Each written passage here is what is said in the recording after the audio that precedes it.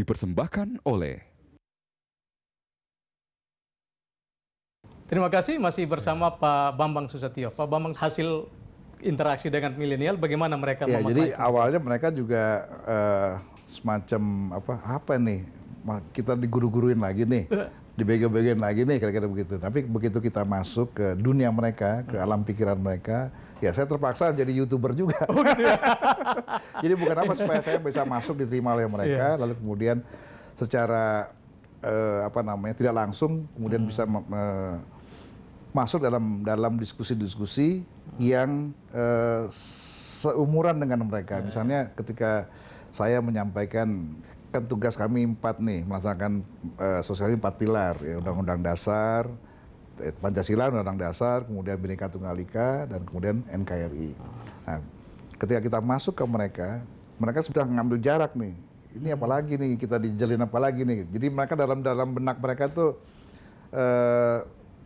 zaman kan sudah berubah, ya, sehingga kita pakai media yang mereka biasa bermain di sana. Saya masuk ke misalnya media sosial, kalau kemudian kesenangan mereka sekarang, mereka figur-figur yang mereka gila-gilai sekarang ini bukanlah para elit politik, bukan tokoh-tokoh yang terkenal, dia adalah YouTuber. Nah, mulailah saya masuk ke orang-orang yang mereka kagumi. Saya datengin Atta Halilintar, Raffi Ahmad, kemudian semua Bon William, kemudian siapa lagi si Bobby Kouzar, semua kita datengin. Nah, akhirnya terbentuklah pemahaman, dan mereka juga akhirnya tersentuh bahwa mereka juga sebagai anak bangsa punya kewajiban untuk menularkan pengetahuan, kewaspadaan, maupun sikap, etika, maupun perilaku yang sesuai dengan budaya bangsa kita. Gitu.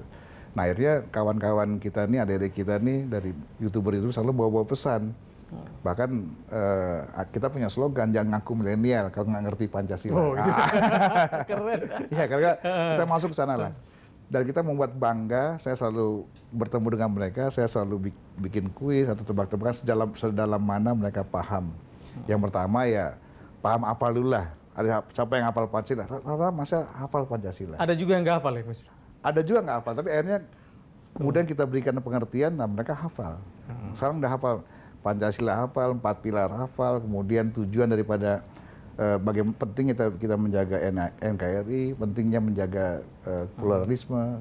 Kita tidak ingin seperti Libya, Suriah yang kemudian hancur, negara berantakan karena masalah-masalah tidak ada saling menghormati di antara pemeluk agama, maupun kita mudah diadu domba. Sekaligus juga mengingatkan bahayanya hoax ke kita. Saya juga selalu bilang kepada mereka bahwa sebetulnya zaman telah berubah. Perperangan tidak lagi sekarang ini terjadi mengirim kapal perang, rudal, tidak.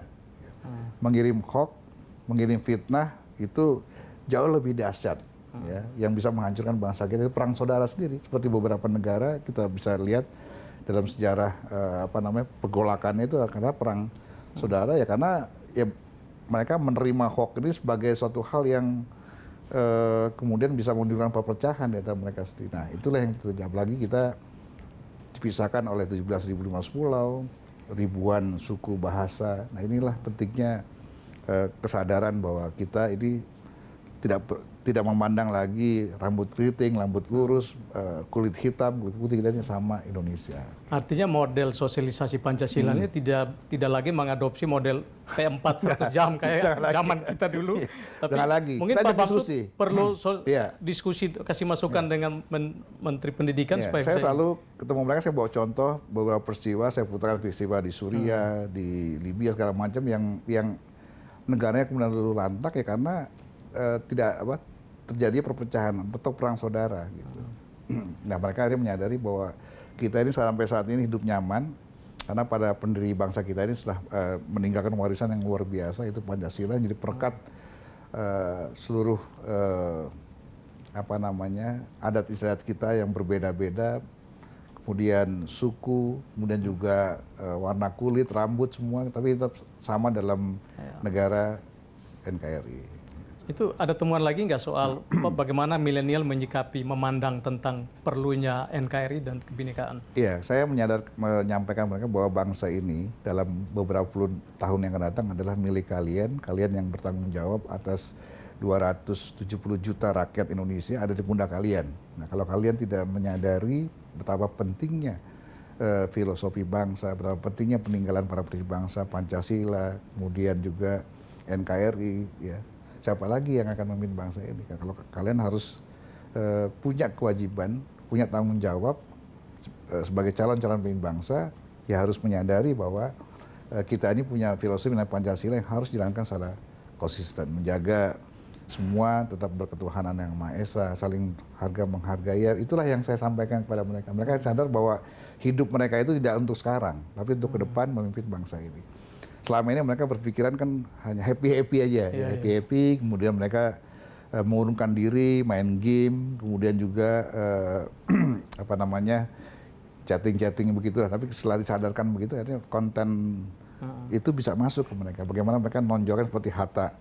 Dia nonjolkan bagaimana baju-baju yang dipakai itu berasal dari berbagai daerah, tema-temanya ya. Itu suatu kemajuan bagi anak muda. Kemudian juga Raffi Ahmad selalu dalam konten membawakan nilai-nilai bagaimana kita semua sadar kita adalah Indonesia, kita harus sadar bahwa kita harus bersatu, kita tidak boleh mempersoalkan perbedaan, apalagi mempersoalkan agama. Ada kesan bahwa generasi milenial sekarang itu apolitik, urusan Pancasila, urusan para politisi, bukan urusan kami. Nah, itu sekarang mereka sudah menyadari dan alhamdulillah dengan jargon jangan aku milenial kalau nggak ngerti Pancasila, terus jadi suatu tren kalau hafal Pancasila mereka sekarang bangga. Kita lanjutkan untuk itu, Pak. Yeah. Pemirsa tetaplah di special interview. Final ya, bahwa nanti kalaupun amandemen hanya terbatas pada GBHN. Maksud juga ada yang memancing soal priorisasi presiden. Saya kira apa yang udah ada sekarang 2 kali itu sudah bagus. Kenapa ada yang pingin 3 kali lagi nih, Pak Bamsud? namanya aspirasi masyarakat. Dipersembahkan oleh